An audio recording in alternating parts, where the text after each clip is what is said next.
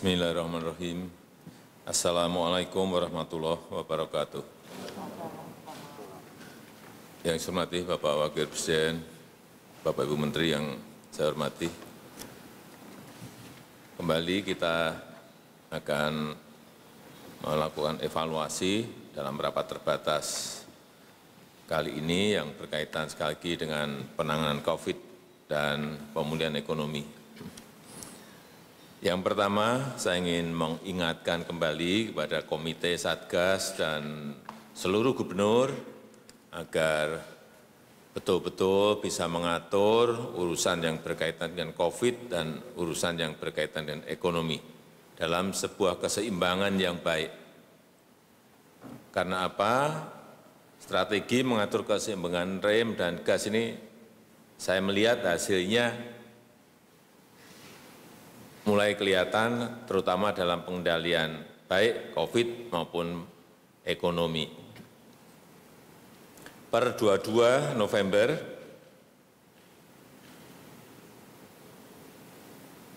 rata-rata kasus aktif COVID di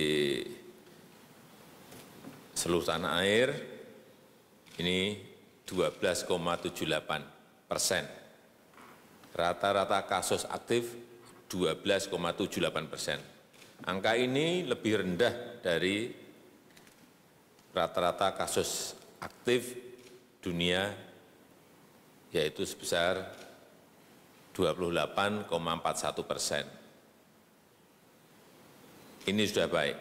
Kemudian rata-rata kesembuhan trennya juga membaik. Sekarang sudah mencapai 84,03%, 84,03%. Ini juga lebih baik dari angka kesembuhan dunia yang mencapai 69,20%. Ini agar terus kita perbaiki terus. Kemudian di bidang ekonomi, saya kira sudah saya sampaikan minggu yang lalu, tren di kuartal kedua dari minus 5,32 membaik, di kuartal ketiga minus di 3,49. Ini juga harus terus kita perbaiki agar di kuartal keempat menjadi lebih baik dari kuartal yang ketiga.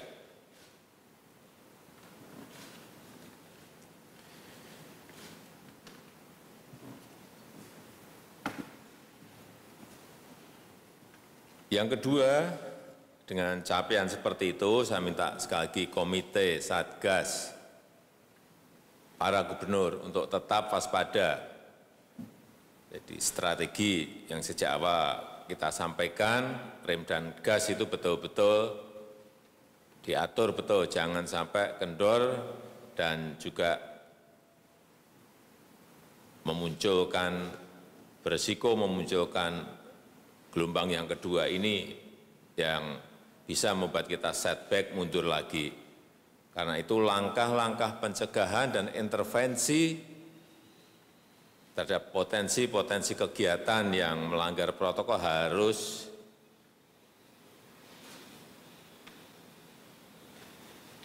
dilakukan dengan ketegasan. Lakukan tindakan pencegahan sedini mungkin. Yang ketiga, saya juga minta kepada Mendagri, Kapolri, dan Satgas di daerah untuk memberi perhatian khusus pada proses pilkada. Karena ini tinggal kurang lebih 2 minggu lagi agar ini juga tidak mengganggu pekerjaan besar kita, yaitu menyelesaikan COVID dan ekonomi. Tegakkan aturan, kemudian terus disiplin protokol kesehatan harus dilakukan secara ketat, terutama nanti pada saat hari pencoblosan, dan tentu saja di saat-saat kampanye-kampanye terakhir ini. Kemudian secara khusus nanti akan kita bicarakan mengenai libur panjang yang nanti juga akan ada di bulan Desember, yang akan kita bicarakan nanti dalam rapat hari ini secara khusus. Yang keempat, persiapan vaksinasi. Kemarin saya lihat simulasi vaksinasi, saya lihat di lapangan sudah baik dan saya minta simulasi ini terus dilakukan. Saya akan ngecek mungkin 1 atau 2 kali lagi sehingga nanti saat pelaksanaan betul-betul pada kondisi yang sudah sangat baik. Dan yang paling penting menurut saya terus dilihat, dievaluasi mekanisme dan proses distribusi dari vaksin. Yang menurut saya paling penting agar perjalanan vaksin ke daerah ini bisa berjalan aman dan lancar. Kemudian yang terakhir, yang berkaitan dengan pemulihan ekonomi, saya minta agar yang berkaitan dengan lapangan kerja itu menjadi perhatian. Berikan perhatian khusus untuk hal yang berkaitan dengan pembukaan lapangan kerja.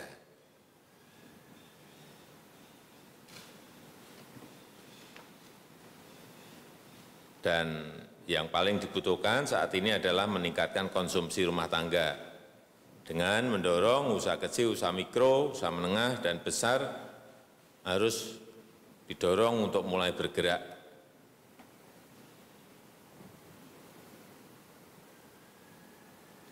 Saya melihat realisasi anggaran di beberapa program sudah berjalan dengan baik.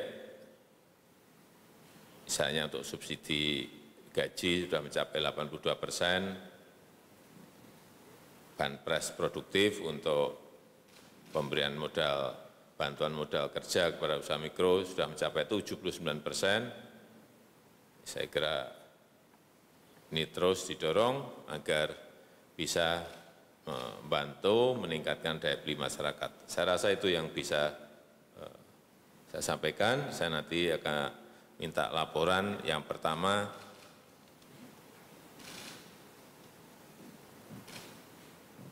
mengenai vaksin.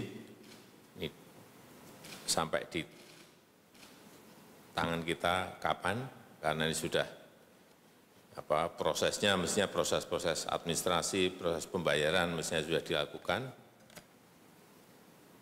Kemudian kesiapan vaksinasi itu sudah berapa persen, baik yang menyangkut proses distribusi, kemudian persiapan untuk cold chain, sellernya seperti apa, dan proses administrasi menuju ke tahapan-tahapan di BP POM yang berkaitan dengan emergency use of authorization seperti apa. Saya ingin dapatkan laporannya. Saya rasa itu sebagai pengantar. Terima kasih.